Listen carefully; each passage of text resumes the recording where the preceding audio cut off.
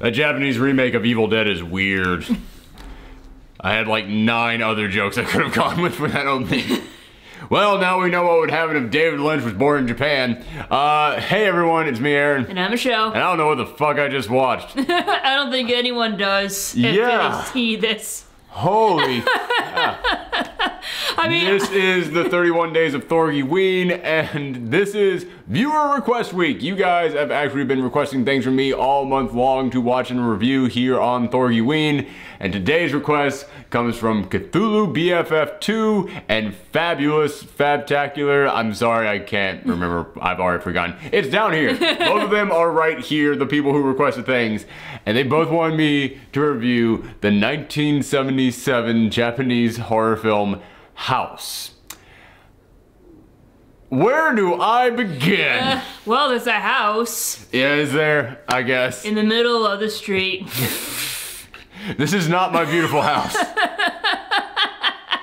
This is not my beautiful aunt. So, yeah, okay, so basically, here's the lowdown on this film. Just the basics of it. This film is about a curmudgeony old doctor who's addicted to pain meds, but okay, like 5 of you got that joke. Sorry, I had to make that one. I was thinking it throughout this entire film. Oh, we can like spend all night doing house puns. God damn.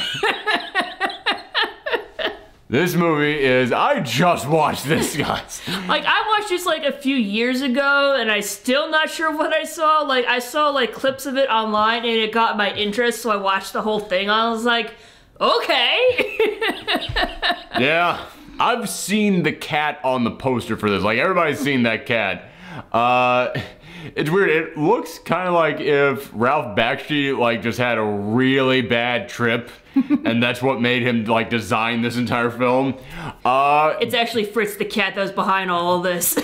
Yeah, like, in the opening animation on the house, when that comes up, it looks like something that Ralph Bakshi would make. So yeah, basically this film, just the pure, simple meat and potatoes of it. This girl and her friends, they were gonna go on a class trip. Class trip got canceled, so she goes, you know what, I can go up to my aunt's place. We're all gonna go up there. The aunt is up there, but then it turns out the aunt is an evil spirit and is basically feasting on unmarried girls that come in there. Whole house is haunted, basically devours them all. That is, you know, the basics. It sounds kind of like basic Japanese horror. Okay. The style of this thing is what makes this bananas. B-A-N-A-N-A-S. In fact, there actually are a bunch of bananas in this shit. There's actually... Honestly, I think the thing that can sum up this film to people who have not seen this the most is there is a moment in here where when they arrive and are trying to find the house, there's a guy selling watermelons. And it's very clear he's kind of like an evil spirit or something. He's like, oh, it's up there. It's on the mansion is up there on the hill. And then when he drives, he goes, oh, we haven't had visitors in a long time. The master will be pleased. Like something like that. Like basically like the Igor-ish looking figure. But then the teacher who's supposed to be coming to save them, like you've been waiting for the teacher to show up and rescue them. He comes up to that watermelon guy and he just goes, the girls have all been eaten. Do you like watermelons? No, bananas. Then like lightning cracks, he turns into a skeleton and falls on the ground, and then the teacher goes, ah! Oh, and it's like, that's a scene in this movie. That is a scene in this goddamn film. And like the very next time you cut to that scene, the guy's gone, and it's just a bunch of bananas in his car. Oh, I walked away. I went to go use the bathroom there. That's what I missed? Yes! Holy shit. This film got crazier when I walked away. Okay. Yeah, this film, it almost feels like a Japanese director wanted to tell like a Grudge-style haunted house kind of movie. And he went, wait, what's popular in America right now? And so he just had a friend from America bring him over just a bunch of random like VHSs and beta tapes from America at the time. And it was things like Beach Blanket Bingo Party or a Beatles film. Like, you know, those really just odd, bizarre films from the 19... Well, this was the 70s, so... Yeah, but I mean, like, a lot of the style in this, like, the Beatles thing, yeah, okay, that's matching up with, like, the, late 60s and such. Because, like, you know those films like Hard Day's Night, or any of those other ones, where the Beatles just go running fast motion all over the place, and they're, like, dancing in the air and stuff like that. it feels like, okay, there's moments like that, because there's a moment where like the teacher like falls and gets in a bucket, and then it's just stop motion, like quick motion of him like riding around town in the bucket. By the way, that's the whole reason why the teacher's late. His butt got stuck in a bucket. Yeah. And that's why the girls did not have him for a while. But then there's other parts in here where, like, specifically with, like, the girls and the way that the girls interact. Yeah. It feels like those, like, 1960s, 1950s kind of films where it's like, hey, groovy daddy-os, we're gonna go down to the beach and have ourselves a shindig. Like those Elvis films, almost. Like, I pictured Elvis just popping up at some point in here, like, well, we're gonna get them ghosts. Like, shaking his hips to fight the ghost off. This was the original Ghostbusters. People don't know that. Yeah, this movie is just insane. Like, all the girls, like, they don't have real names. No, they're like named after stereotypes. It's like the Seven Dwarfs in Disney. Yeah. And the thing is, I kept forgetting some of them were there. But let me see if I can remember them all. The main girl is called Gorgeous. Her best friend is Fantasy. Then there is Kung Fu, who is the spunky, like, tomboy one, and she does just do Kung Fu action stuff all the time. There will be tons of moments where it will just stop, and she will just spring into action, and you'll see her flying, wah, and, like, this weird, like, guitar starts playing, and it's, like, quick motion of her, like, just jumping all over the place. There's a moment where she fights the ghost in here, and it is just, like, it does turn into a Kung Fu film at that point. But it doesn't feel like a real Kung Fu film. Like, I mean, because Kung Fu is China and this is a Japanese film.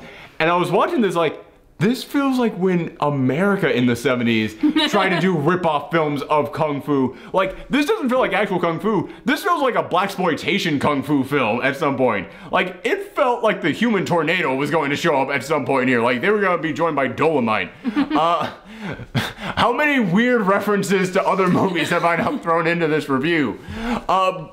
Yeah, so there's Kung Fu. Then there's Professor, who she's got glasses on. And she's the nerd, and of course. Yeah, then there is Mac, who is the fat one who is constantly eating.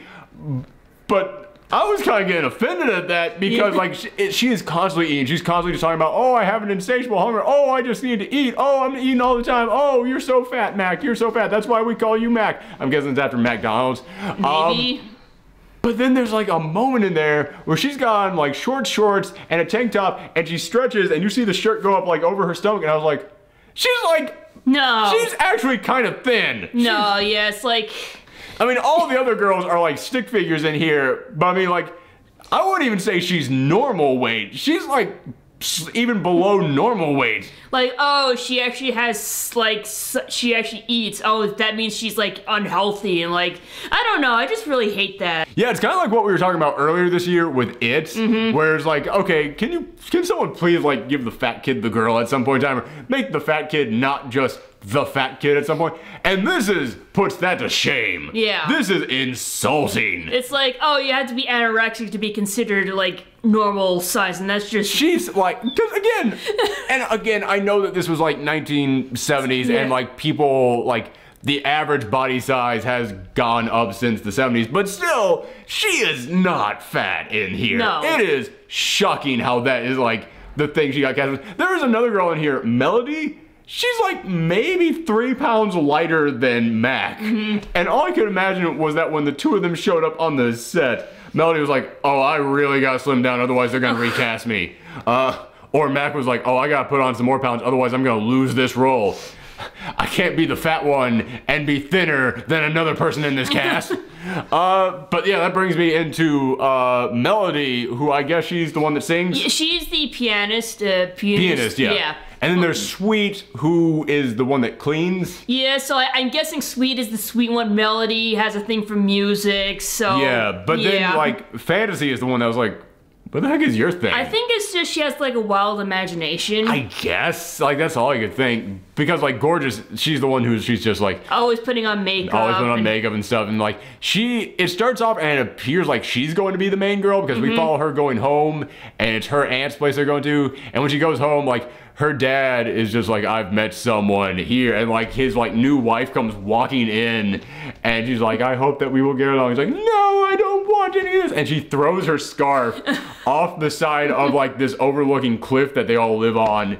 And then the next shot is her going into her room and there's a sound effect of a crash. And it just, the way it's cut, it makes it look like that scarf was made of lead and she threw it over the cliff. Bam! Or like the scarf like blew onto someone's windshield and they couldn't see and they got into a car accident. The sound effects in this thing are freaking nuts. So are the visual effects. Actually, I was kind of impressed by the visual effects. Yeah, they are crazy. Yeah, they're weird. But for 1977, they're pretty damn good. Yeah, they are. I'll get to that in a second, but like, the sound effects in here are insane. They just play whatever they feel like, whenever they feel like it.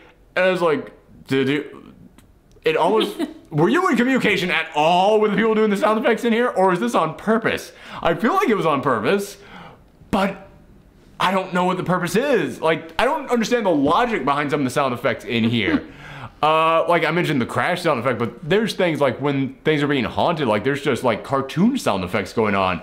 And it's like, is this meant to be scary or is it meant to be funny? I have no idea why you chose these. Yeah, and there's like a baby crying, but like there's no mention or sight of a baby at all whatsoever, so. It was around the time that she was like petting a cat, and I was like, is the cat meant to be a human baby spirit? Like, does this tie into that spirit from The Grudge, the little baby boy who talked like a cat? Did they swap souls? Is that what this is? I know it's all one shared connected universe. No, this is one of those things that did make me go, oh shoot. Is this all based on like some like Japanese like mythology stuff? Like, it makes me wonder like how many of these, because I know a few Japanese like myths and spirits, but not enough to be like an expert on. So I was watching this like, are these all original things you're coming up with, or is this like an actual thing? And the one with the baby and the sound effect on the cat is the one that made me go, that's gotta be a thing. It's too weird that it's matching up with The Grudge. Yeah, but also like the soundtrack is this really poppy, upbeat, like 1960s style, like we're all going to the beach for a good time kind of soundtrack. And it's while they're being murdered and stuff. It's like, yeah, and then there's that piano song that's like constant throughout this. Which really, if you want to know what the piano song is in here, put on My Chemical Romance's The Black Parade and just play the first like few seconds of it over and over again without the singer's voice in there, because it really is the same like notes. And My Chemical Romance is a bunch of nerds. It makes me wonder, did you straight up jack this from this? I wouldn't be shocked if they did. Like, if that song is partly an homage to this film. And then there's the cat remix of the song. This thing turned into a Friskies commercial out of nowhere. It's like those YouTube videos where they have, like, a dog barking, but they edit it so the dog sounds like it's barking to the tune of a song, but with a cat. Yeah, and like they're just playing like the same footage of the cat in reverse over and over again. I forgot about that. That's so weird. But yeah, the visual effects in here are insane too, but they look pretty damn good for 1977. But that's the thing. Up until like this thing's an hour and a half, and up until the half-hour mark, it's really just these girls just being like, oh, hey, fun, happy times, yay! And then they get to the house and the aunt is there. And the aunt, man, that aunt kept looking like she was in like her own like Better Homes and Garden show. Like that aunt kept constantly like just turned to the camera like the smile that like Martha Stewart gives like when she makes a really good roast. It's like, time for that to come out of the oven now. Like that's the smile she has on her face the entire movie, and she's like constantly breaking the fourth wall to like just stare at the audience with that. And I was like, again, I don't know if I'm supposed to be scared of this or find it like hilarious. It's so bizarre. But they get to the house and like it's one of those things where I was waiting for this to get weird. Like the art style and the editing and the musical choices and like just the way it's shot is so bizarre. I knew the moment that this was gonna get crazy, it was gonna go off the wall, and I was not disappointed with that. Yeah. Yeah, first thing that happens is that Mac, I don't think we actually see what happens to Mac. She just like wanders off, and then when they go and get her, like... Yeah, they had been keeping a watermelon in a well. Because the fridge broke. Because the fridge broke. And I was like, okay, I guess that's the thing people do. And when Fantasy has to pull the watermelon out of the well after Mac has disappeared, it's Mac's head, now kind of like blue from being dead. And it is a decapitated head. And the thing is, she lifts it up and looks at it, and then it's actually Mac's head talking to her. I was like, for 1977, that's pretty damn impressive. And then the head like starts floating around, it bites Fancy on the butt, then it vomits out all this blood, and I was like, and so it begins. Yep. This is when it goes crazy. And yeah, when you actually get into like, I mentioned this before when we were talking about the Ring versus Grudge film. Japanese horror films always kind of fascinate me.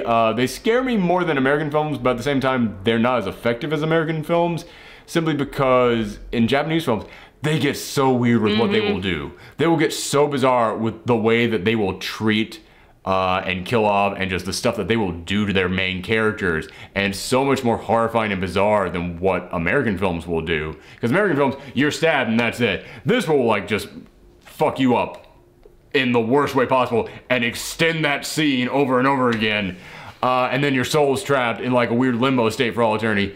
However, the thing with Japanese films is no one makes it out. You're not gonna be okay. The only way that you're okay is if you make things worse for other people. Whereas with American films, you know, if you're smart, you could probably survive this thing. Japanese films, you're just screwed. And this one, the way that they kill people off, it's some of the weirdest I've ever seen. Like, Melody is killed because she starts playing the piano and she can't stop, and then the little like cover thing comes down and starts chomping on her hand, and then she brings her hands up and like some of her fingers are just missing, and then she goes back to playing and it chomps her down again, and now she has no hands. And then the piano just starts eating her, and like the cover thing like actually extends out and starts like grabbing her and pulling her in. And then you see her get sucked in, and now suddenly she has no clothes on. And you just see her like, you see like her legs, and it's just bare naked legs just hanging out. That was the thing with like whenever the girls disappeared or got killed, like all their clothes came off. Yeah, well with one of them, I kind of understood. I'll get to that in a second. But with Melody, like I said, it isn't just like it eats her. Like, it shows her like struggling to get out of like the piano chords. It shows like everything inside the piano turns red, and she's just like stuck inside. Yeah, she's got like arms and legs sticking out. Everything's like sticking out in weird directions. Like, I was actually wondering, are there like multiple people trapped in there? Because like the angles they're coming out at couldn't be one person. And I was like, oh, it chopped her up, and now it's just a man stew in there. Man stew, the name of my band, called it. But yeah, she's just like floating around in there, and then. But like there's moments where it looks like she's kind of like getting sexual with it. Especially like, I mean, there's a moment which like now her face and like her upper body like totally exposed are just hanging out of the mouth of the piano. Yeah. And you're like, and I was like, am I reading too much into this? I think I'm reading too much into this. But then like her floating head comes down and looks at her legs and goes, oh, that's naughty. And I was like, no, I read the appropriate amount into this. These guys are sick. Well, you know, Japanese horror can be pretty fucked up. Yep. But yeah, like there's another one, Sweet. The way that Sweet dies, she's just attacked by pillows, which I thought was stupid. Like, there's just like an explosion of feathers, and I thought, are they gonna turn her into like a chicken or something? Like, what's going on? But no, it's just pillows just raining down on her over and over. I thought like a blanket was gonna cover her head and like suffocate her or something, but it's like, no, that's way too simple for Japanese horror. Yeah, obviously, she has to be pummeled to death by mattresses. And then, but I was like, that couldn't actually kill someone. Like, you'd need 100 mattresses on top of you. Like, okay, maybe not 100, but at least like 20 mattresses to actually like kill you. And then they go in there and they're like, oh, here's her apron, here's her shirt, here's her bra, here's her underwear. And then they just find a naked doll underneath it all. And I was like, so it just turned her into a doll? Well, there was a doll in there before. Yeah, but there was. I was wondering if like the doll took over her like body, I was thinking like, did it possess her? But then like, not really, because then she's still killed and turned into a doll. But then later on, she pops up inside of a clock. I don't know how that played into anything. But she pops up inside of a clock and the clock starts like just bleeding. Like, unless it was a wind-up doll or something? No, I think it's like two totally separate things. Okay. Your guess is as good as ours, folks. Yeah, so it's just bizarre ways that kills me. Like, they realize the cat's responsible, and there's just a painting of the cat that keeps turning into a demon-looking thing, and they're like, Kung Fu, you have to get, and then the lamp comes down and gets on Kung Fu's head, and is electrocuting her, and then you just see Kung Fu's head just floating through like limbo, looking at the dismembered body parts of all her friends. It's like, oh, hello, Kung Fu, hey, Mac, hey, Sweets, hey, and it's like, just went on, and then like, her legs just come out of the lamp, and then the legs by themselves fly at the wall and break the poster. but then that didn't do anything, like, because then the entire room fills up with cat blood, and it's kind of a cool effect because all the floorboards just split apart and it's revealed they're on top of an ocean of cat blood, and then they're just floating around in there, and like Professor falls in there, but then she instantly gets naked, and now she's like enjoying it, and she's like, oh, it looks like she's like a mermaid almost, like a water nymph or something. It's like, oh yes, so, oh, the water's so nice. And I was like, is she like, what happened to her? Is she dead? She's not dead, I still see her. Wait, is that her spirit? Wait, did her soul go away? I know that happens sometimes. It's one of those where you know bad things are happening, but it's so crazy, you can't figure it out. Yeah, that's pretty much most of the stuff in this film. But I mean, again, this is one of those things where you can't sum it up. Even if I told you everything, the way that this is shot, and like just the color pattern behind it, and the editing to it, it's so crazy that nothing can fully describe it or really prep you for it. Like, I mean, this thing will just like have an iris come in and just zoom in on one thing that's like, you're supposed to be focusing on that. And it's like, thanks, okay. Yeah, there's a moment in which like the teacher who's on his way to save them, he stops at a noodle shop, and you're introduced to this because a noodle guy just comes in and screams in the face of one of the girls in the house. Then it cuts to the noodle shop, and he's like, oh, this is really good noodles, and the chef is a bear. I'm not making this up. This was insanity.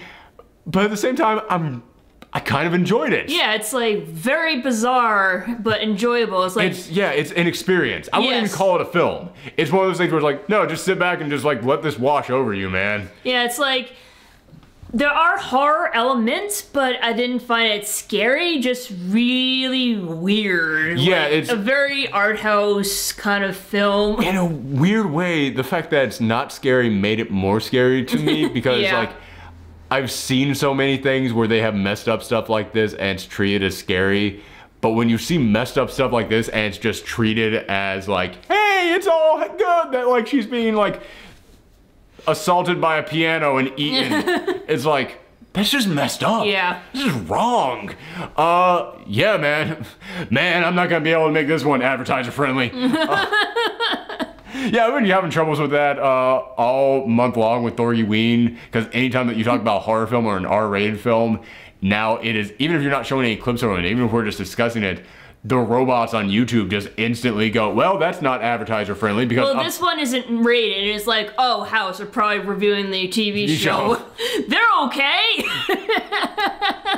Yeah, but the weird part of it is that if you want to dispute it and say, no, this is okay, you can click to have it manually reviewed. And I've done that a couple times and I haven't heard back from them on any of them. But last night, when I uploaded whatever the video was we did last night, I clicked manually review and then hit refresh. And 10 seconds after I hit manually review, it said, it's okay for advertising. And I went, I think they know me by now. I think after an entire month of me just going, this is bullcrap, I know it's okay. They're just like, just let them do it. Like, our robots aren't good. We're sorry. So yeah, I had to stop and rant about that for a second. But yeah, thank you to the two guys who recommended this, because there's no way I ever would have watched this on my own. But as I said, I don't really view this as a movie, because it's so weird, I can't really like judge it on anything. It's more of just an experience. Yeah, that's why we had to do the post-geek out reaction instead of an actual review. My score of this would have been question mark, ampersand, cat face,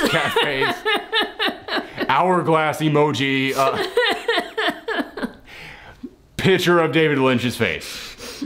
This really at moments did kind of feel like Twin Peaks might have been partly inspired by this. I don't know, like, that also, it felt like a Beatles film, like a beach blanket 60s film, and a dash of Twin Peaks just thrown in there for some reason. All happening in the Grudge house. Yeah, it's an experience, it really is. This is really like a drug trip is what it is. Except I knew this was a movie, and a drug trip, you don't know it's a movie. Don't do drugs, kids. Just watch House instead. Watch House instead. The movie about the TV show about the doctor who's on drugs. But yeah, okay, I'm running out of steam now because my brain is getting to that point where the adrenaline's wearing off and I'm being forced to actually think about what I just saw and I can't do it. So we're gonna wrap this up. As I said, it is viewer request week all week long, so thank you guys for all the requests that you submitted, and I hope that you guys enjoy what we have planned for you. Thanks for watching, come back next time, and as always, happy Halloween.